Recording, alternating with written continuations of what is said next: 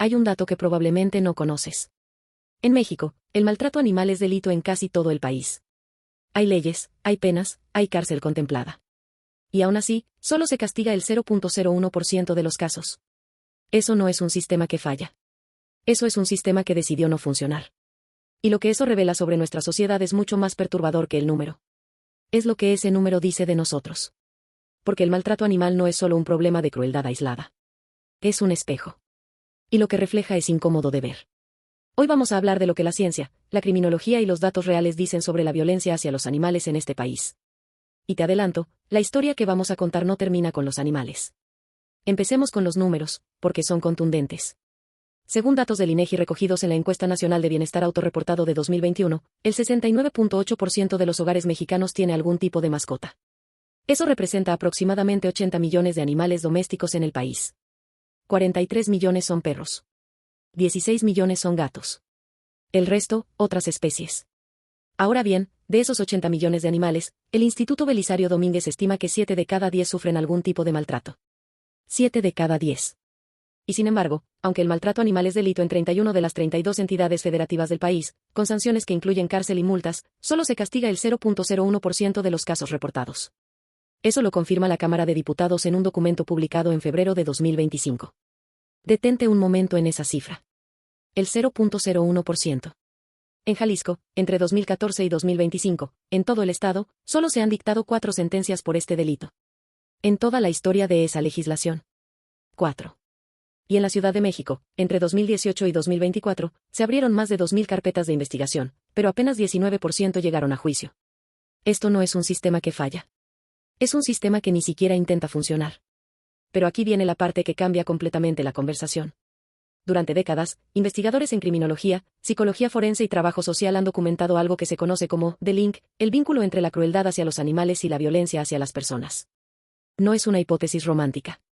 Es evidencia acumulada desde los años 90. En una muestra forense de 52 casos con historial de maltrato animal, publicada en el Congreso de la Asociación Americana de Criminología, se encontró que el 85% de los agresores habían sido diagnosticados con trastorno antisocial de la personalidad. Y las puntuaciones altas en la escala de psicopatía correlacionaron directamente con mayor crueldad tanto hacia los animales como hacia las personas. La crueldad hacia animales en la infancia y la adolescencia no es una rareza de carácter. Es una señal clínica documentada. Un indicador temprano de lo que psicólogos forenses llaman desórdenes conductuales severos. Los niños que maltratan animales frecuentemente son, a su vez, víctimas de violencia o testigos de ella. No actúan en el vacío. Replican lo que el entorno les enseñó. Y ahora vamos al punto que más incomoda. El maltrato animal y la violencia doméstica comparten no solo contexto, sino perpetrador.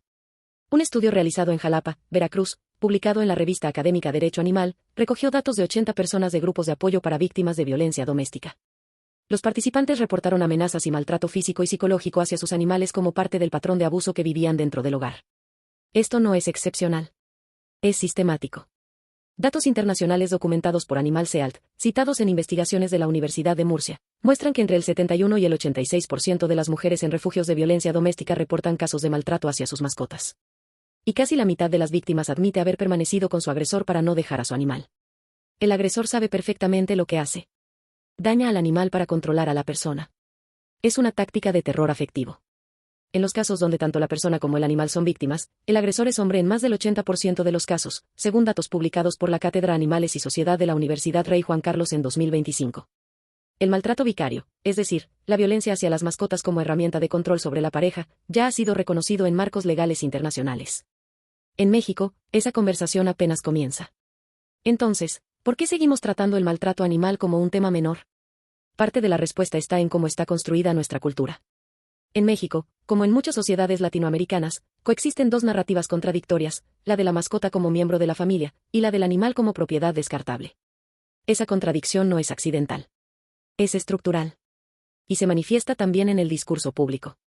Nos indignamos profundamente cuando un video de un perro golpeado se viraliza. Compartimos, comentamos, exigimos justicia. Pero ese mismo sistema que no castiga al agresor tampoco le da seguimiento a la denuncia que hicimos desde el sofá. La indignación sin consecuencias institucionales no cambia nada. Solo la descarga.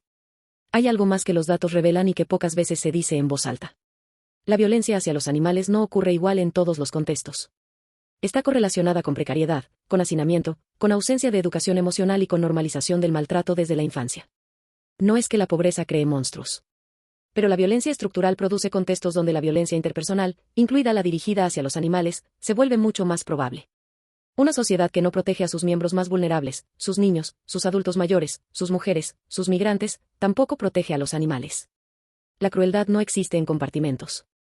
La investigadora en criminología verde Dinora del Carmen Torres Alfaro, de la Universidad Autónoma de Tamaulipas, publicó en 2023 un análisis del derecho penal mexicano desde esta perspectiva, concluyendo que los marcos legales del país reproducen un enfoque especista que ofrece mayor protección a los animales silvestres que a los domésticos, porque estos últimos son percibidos como propiedad privada. En otras palabras, la ley misma refuerza la idea de que un perro es tuyo para hacer con él lo que quieras. Cerremos con el dato que más debería importarnos.